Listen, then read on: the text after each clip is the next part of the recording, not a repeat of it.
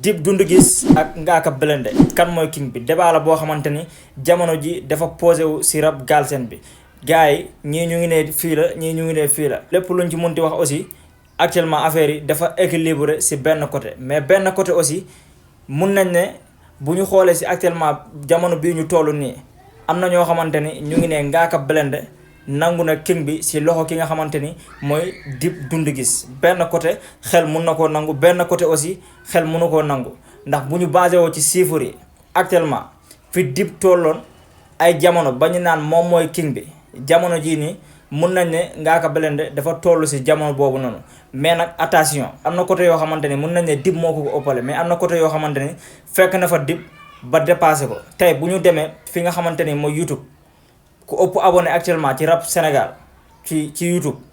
Ngaaka Blindé la moom moo fa ëpp ay abonné moom moo fa am 1 million de abonnés et quelques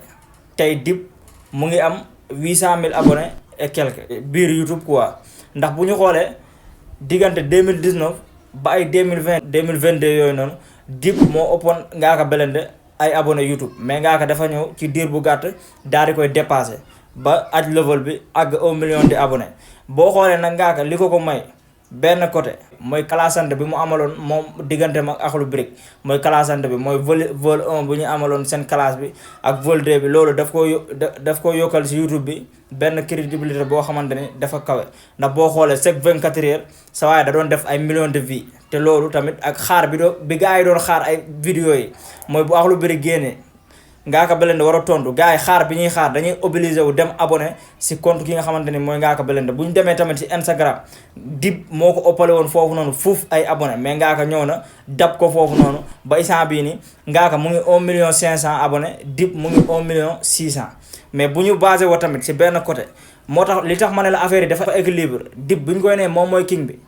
loolu kenn mënu koo werante mais jamono jii nii boo nee Ngaaka mooy king bi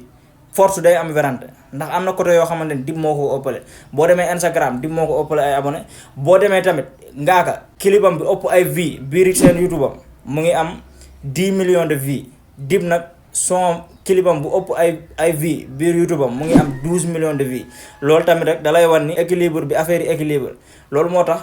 débat la boo xamante ni neexul a gisé Dip ak Ngaaka jox leen ma seen xalaat ci commentaire yi kan mooy king bi